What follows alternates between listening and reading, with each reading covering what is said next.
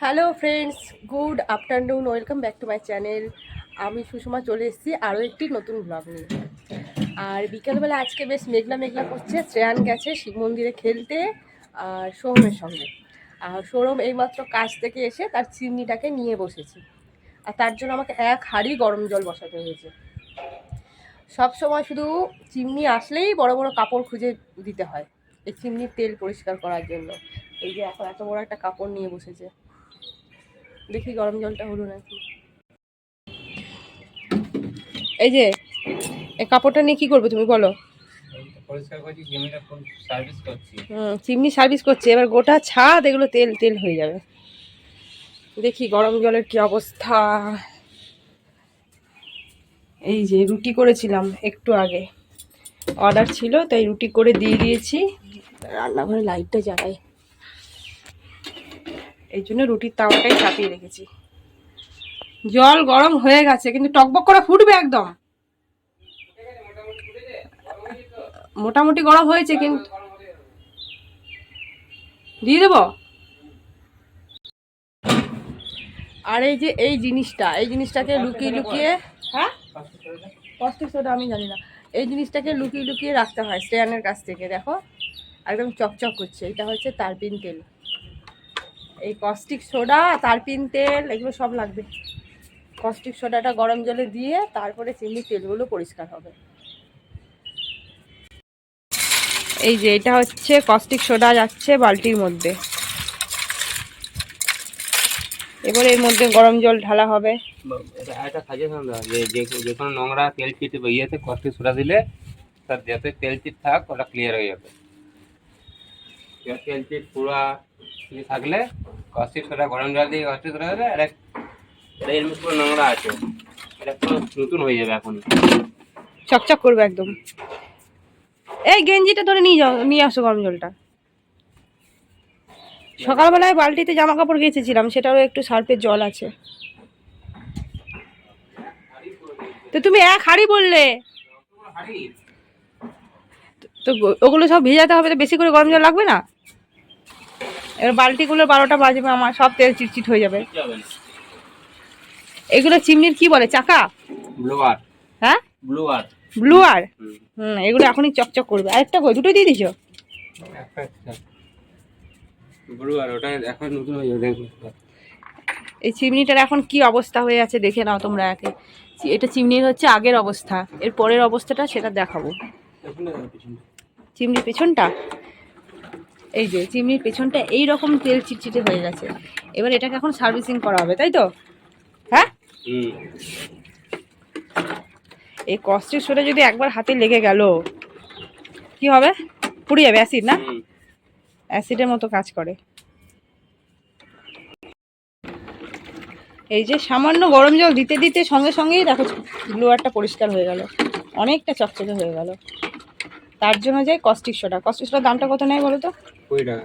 মাত্র 20 টাকার caustic soda দিয়ে কিন্তু এত সুন্দর পরিষ্কার করা যায়, যেটা সার্ফেও সম্ভব না। সার্ফ লাগেই না বলো, পরে একটু সার্ফ দিয়ে ঘষতে হবে। সার্ফে উঠবে না, সার্ফে উঠবে না। প্লাস্টিকটা হাতে বাড়লে কেন বলো? কস্টিক সোডা হাতে লাগবে না তো তুমি তো আগে হাত দিয়ে গুলালে মনে হয়। হাতটা পুরো সুটেবে দিয়ে গুলালাম, হাতটা পুড়ে যায়। নিয়ে ওই গরম জলের মধ্যে প্লাস্টিকটা দেবে, কোনো অসুবিধা হবে না? প্লাস্টিকটা গলে যাবে। গলে যাবে না? এটা হাতটা একটু জাস্ট সেফটির জন্য, সেফটি করে না, সেফটি রাখা ভালো।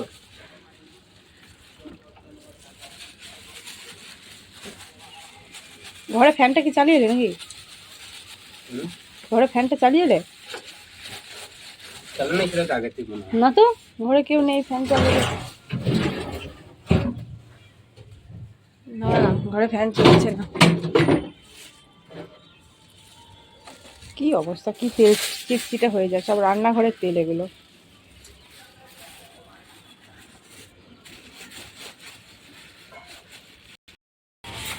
প্রত্যেকবার আবার একটা করে স্টিল উল তুমি নষ্ট করে দাও। আর একটা 10 টাকার স্কচ ব্রাইটও নিয়ে আসো না, স্টিল উলও নিয়ে আসো না। না আমি এখন দিতে পারবো না, রান্নাঘর আমার একটাই আছে, আমি বাসন মাজতে যাবো আর সব চিটচিট করেছি। আমি কি করবো, ওইটুকু বাসন মাজে তারটা তোমাকে দিতে হবে? হ্যাঁ, তো এত কিছু আনছো, তারপিন তেল আনছো, কস্টিক সোডা আনছো, গরম জল আনছো, হ্যাঁ, এত বড় চিমনিটা লোকের ঘর থেকে উঠিয়ে নিয়ে চলে এলে, একটা কারের জন্য এখন আমাকে তেলাতে হয়েছে। হ্যাঁ, এ হুই না বাত, একটাই আছে আমার বাসন মাজার তার। কাহা গেয়া, শুধু এইটাই আছে, আজকে স্কচ ব্রাইটও নেই আমার।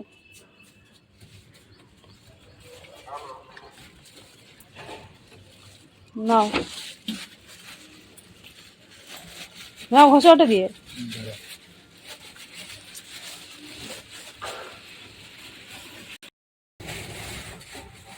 প্রত্যেকবার একটা করে বাসন মাজার তার নষ্ট করে, প্রত্যেকবার। হ্যাঁ, এবার আমি বাসন মাজতে যাবো, তখন ওই বাসন মাজার তারটা ছিটে হয়ে যাবে একদম। আজকে যদি বাসন মাজার তার রাত্রেবেলা না এনে দিয়েছে, আমি তাই বেরোবো না আজকে। যদি না এনে দিয়েছে তাহলে আজকে রাত্রেবেলা তুমুল ঝগড়া হবে। রাতে কোনো একটু বাসন মাজবই না আমি, একদম ধর্মঘট বাসন মাজাতে। হয়ে গেল খেলা বাবু? শ্রেয়ান বাবু আমার খেলা থেকে চলে এসেছে। আপনি আস নাই? এখন ক্লান্ত লাগছে না? না, হ্যাঁ হ্যাঁ, এখন এলে একটু পরে খাবে।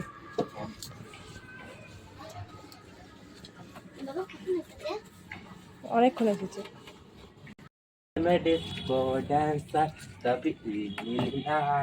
এখানে সার্ফের জল ফেলে কি আনন্দ! আমি বলেছি সার্ফের জলটা এখানে যে চেটচেটে জিনিসগুলো ফেলেছো সেগুলো এবার পরিষ্কার করো। এই যে পরিষ্কার করার ধরন দেখো, পা দিয়ে ঘষে ঘষে ওগুলো পরিষ্কার করতে হবে। এবার যদি পা পিছলে পড়েছো আর এই বসে যদি তোমার কোমর গেল, তার জন্য কিন্তু আমি দায়ী নই। সাবধান, পুরো এই জায়গাটায় এতক্ষণ চিমনি পরিষ্কার করে তেল চিটচিটে হয়ে গেছে। তো আমি বলছি এগুলো সব পরিষ্কার করতে হবে। হ্যাঁ, এবার মিঠুনের মতো নেচে গুঁড়ে পরিষ্কার করো। হ্যাঁ হয়েছে, এবার এই দিকটা করো, পেছন দিকটা পড়ে যাবে, পেছন দিকটা করো। এই দিকটা দেখো লাল লাল হয়ে আছে, কারণ এই তেলগুলো পায়ে পায়ে লেগে গোটা ঘর হবে।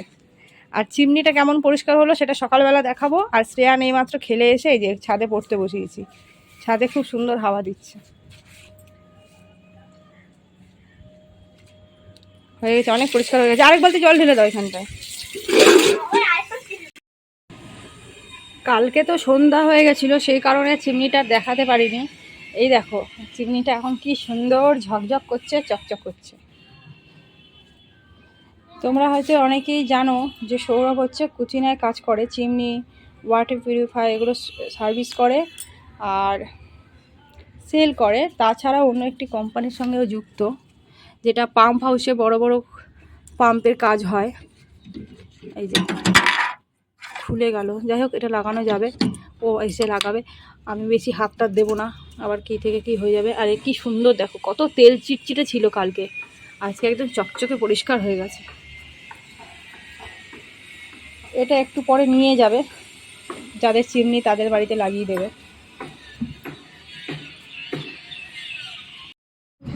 তো একা একা তো চিমনিটা নিয়ে যাওয়া সম্ভব নয়, তাই আরেকজন এসেছে সঙ্গে করে চিমনিটাকে ধরার জন্য, কারণ দুজন মিলেই লাগে চিমনি লাগানোর জন্য। আর কি বুঝতে পারছি না ভিডিওর কালারটা কী জন্য এই কারণে এরকম হয়ে গেছে, তারপরে তো আর ঠিক করতে পারলাম না অনেক চেষ্টা করেও। আসলে ভিডিও ক্লিপটা এইভাবেই করা হয়েছে, এই জন্য এটাকে এডিট করেও আর কিছু করা গেল না। তো বন্ধুরা, আজকে এই ছোট্ট ব্লগটি তোমাদের কেমন লাগলো সেটা জানিও, আর ভালো লাগলে লাইক শেয়ার সাবস্ক্রাইব